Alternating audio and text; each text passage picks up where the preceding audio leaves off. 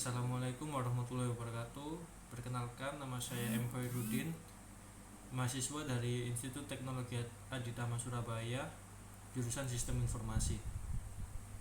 Pada kesempatan kali ini, saya akan membahas tentang net neutrality, yaitu standar baru dalam tata kelola internet.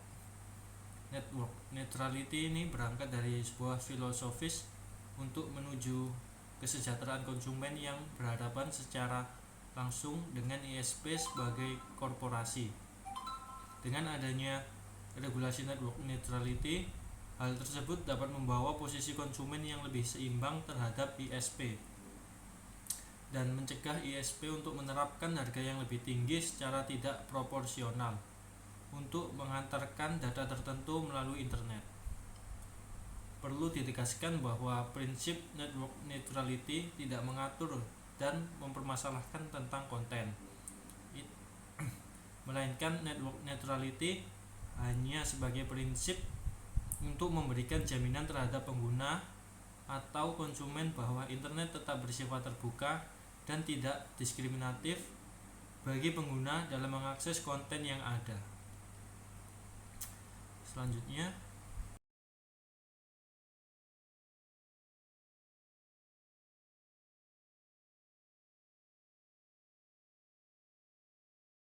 network neutrality dalam hukum perdagangan regional atau internasional. Salah satu perjanjian perdagangan regional pertama yang mengatur secara tegas mengenai network neutrality adalah Perjanjian Komprehensif dan Progresif Trans-Pacific Partnership, yaitu CPTPP. Negosiasi TPP melibatkan 11 negara di kawasan Samudra Pasifik. Sebelumnya, Amerika Serikat juga telah menarik diri pada tahun 2017 dan diproyeksikan menjadi perjanjian perdagangan mega regional pertama di dunia, mengingat besarnya pasar yang diatur dalam perjanjian tersebut. TPP merupakan terobosan bentuk baru dari perjanjian perdagangan bebas yang berbeda dari negosiasi perdagangan bilateral maupun plurilateral yang pernah ada.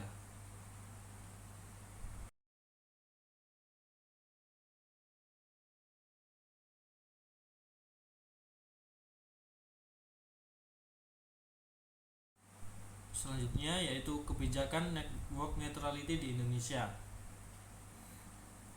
Dapat dipahami bahwa prinsip network neutrality belumlah seragam dan belum pula menjadi suatu kewajiban internasional yang timbul dari perjanjian internasional yang diadopsi luas yang bersifat universal, sehingga masih terdapat ruang kebijakan bagi negara untuk menentukan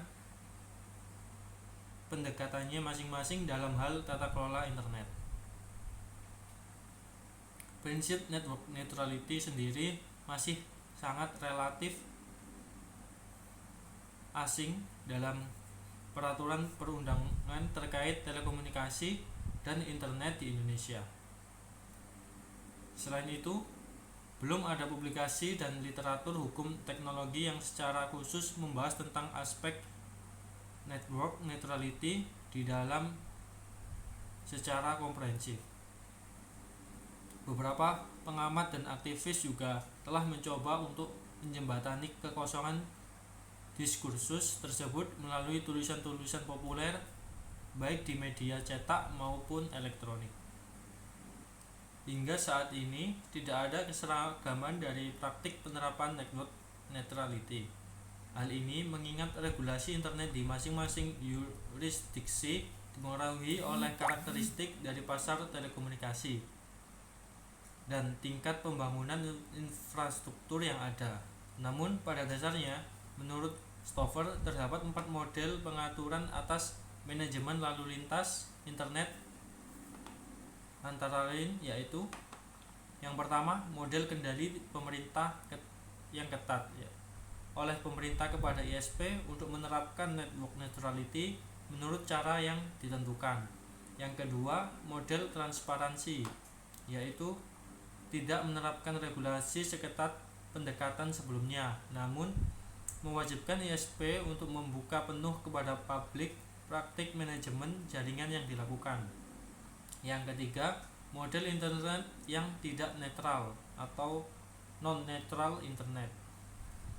Ini model di mana pemerintah memberikan kewenangan kepada ISP untuk mengatur arus lalu lintas jaringannya sendiri, termasuk membatasinya. Yang keempat adalah model kendali penuh oleh pemerintah, governmental control, yakni bentuk yang paling restriktif di mana pemerintah bukan ISP memiliki kewenangan penuh untuk melakukan manajemen jaringan secara langsung. Ya, yang keempat ini saya lebih setuju ke model yang keempat karena ini pemerintah yang akan mengontrol semua regulasi mengenai internet di negaranya.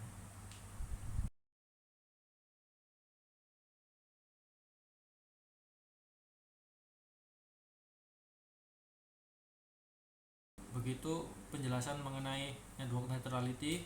Selanjutnya berikut opini saya mengenai net neutrality ini, yaitu perdebatan network neutrality timbul dari adanya sebuah kekhawatiran praktik anti persaingan yang dilakukan oleh penyedia jasa akses internet atau ISP terhadap akses konten dan aplikasi internet oleh pelanggan. Network neutrality yang semula merupakan pembahasan domestik di Amerika saja, kini diterapkan juga di negara-negara lain, termasuk organisasi regional seperti Uni Eropa.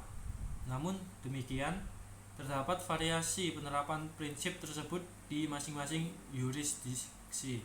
Di AS sendiri, saat ini tengah terjadi pergolakan dan perubahan kebijakan dari FCC dari yang pro network neutrality menjadi kontra, sehingga penerapan network neutrality belum menjadi standar dalam regulasi tata kelola internet yang seragam.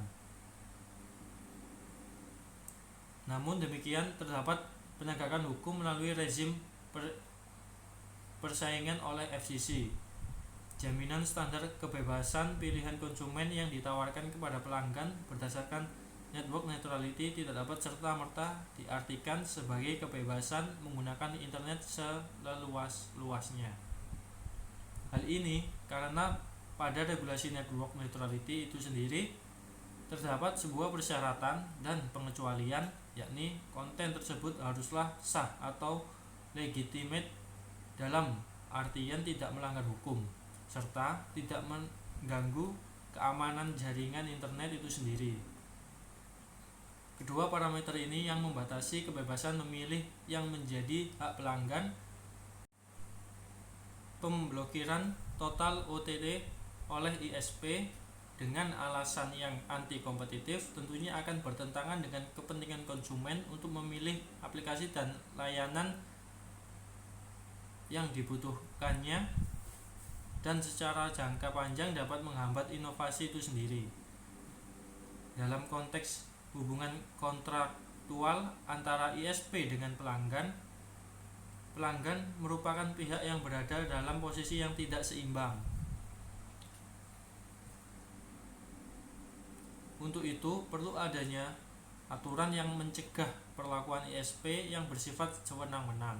Meskipun tanpa adanya aturan net neutrality yang rigid, kepentingan pelanggan dapat terjaga dan ditegakkan dengan regulasi ex post, yakni dengan memberikan ruang untuk meninjau kebijakan yang diterapkan oleh ISP melalui mekanisme dalam rezim hukum persaingan, dalam persaingan usaha, dan hukum perlindungan konsumen yang telah ada.